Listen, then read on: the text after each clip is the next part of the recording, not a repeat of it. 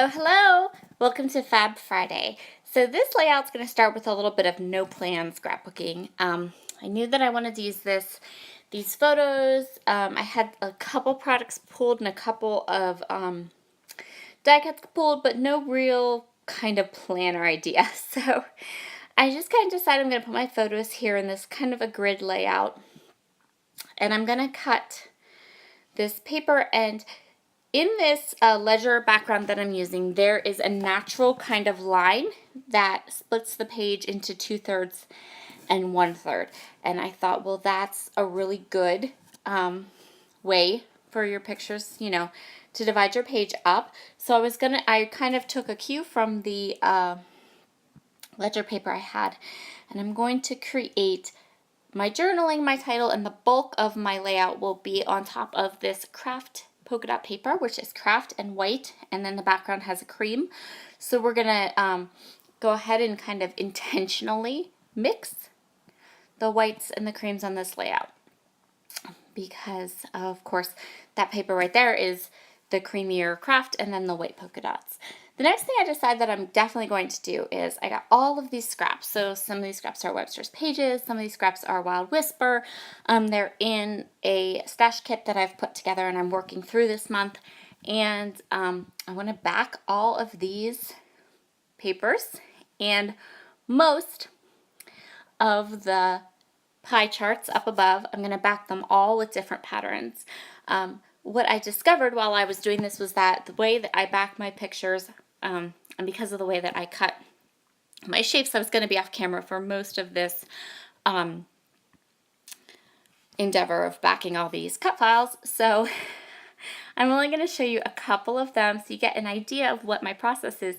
But I'm left-handed, and it's easier for me to pick the paper up and kind of hold it close to me while I cut out the shapes. So I went ahead off camera then and I backed all of my cut files with all these fun patterns. And then I pulled together some other supplies, and before I turned my camera on, I came up with a good plan of attack for this layout. So no plan scrapbooking. I find that if I don't plan my layouts before I turn my camera on, my videos end up just with a ton of dead space. So I went ahead and backed my journaling box there, which is from Wild Whisper, and I also backed that smaller photo, and I'm just going to decide how I want these pictures laid out. I know that I want them to be kind of in a grid, but it's going to be a very kind of loose grid, or maybe not a loose grid, but because two of the photos are 3x4, or the journaling card and the photos 3x4, and then the other two are 3x5, it's not going to be like a perfect grid, which I'm okay with, because then you can see that pretty Kaisercraft polka dot paper behind my pictures. So I'm going to go ahead and I'm going to place these pie chart pieces down. Now you'll notice that there are some empty spaces in some of the pie charts, and there is a reason for that, because I'm crazy. So I'm not crazy. I just take on big scrapbooking projects.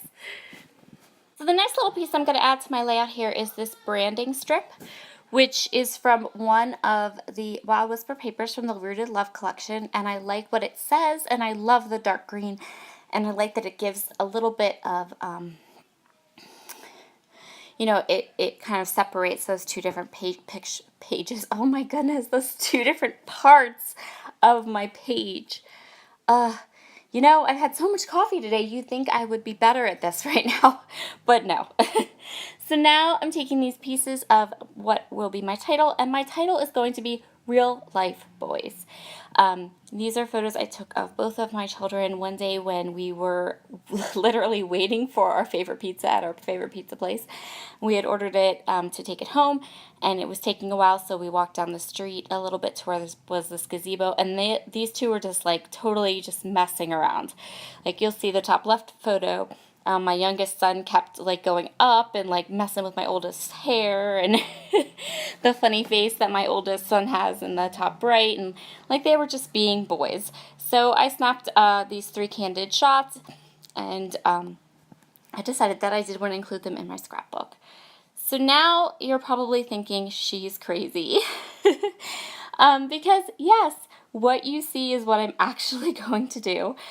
So I am filling all of these 3 pie pieces in my empty die cuts with some Salt of the Earth sequins, and I did all 3 of them. This took a very long time, but very fortunately for you, I decided that you didn't need to see me do this forever. So I love how this turned out, though. It's a really, for me, it's kind of therapeutic and just it doesn't bother me to sit and do like kind of fussy work like this. So between backing the cut files and the sequins, definitely a little bit of a time-consuming layout. But I love how it turned out, and I think this idea of filling in these die cuts with the sequins is awesome. It provided a lot of like texture and interest. And it just, I think it turned out really, really nice. I really love it. Love how this turned out. And those are the Salts of the Earth sequins from the Spiegel Mom Scraps shop. And now I'm going to go ahead and add some cork arrows and my journaling to this layout. I don't have a ton of journaling, just a little bit. And as an aside, I love, love, love the way cork arrows look with staples in them. So cool. They kind of puff up like the way puffy stickers do. And they're really, really awesome. So this is a flare from A Flare for Buttons. And then I have this little cut apart, which is from a really, really old Gossamer Blue kit when I used to subscribe to them in 2014. So yeah, that little cut apart piece has been in my stash for a really, really long time. So super excited to get it on a page. Kind of shocked I haven't lost it. I'm going to put this little tab down at the bottom, and I'm just going to go ahead and add my date to that. And then I decided that there were enough sequins on this page. No more sequins. But I wanted something a little bit flatter or a little bit of a different texture. So I added some matte green enamel dots from Freckled Fawn. And the last little touch to this layout is just going to be a date stamp with StazOn ink pad, so that I can put them away in my albums chronologically. I hope you have enjoyed this Fab Friday layout today, and I highly encourage you to sit down and fill a die cut with sequins because it looks awesome. Have a wonderful Fab Friday and a great weekend. Bye!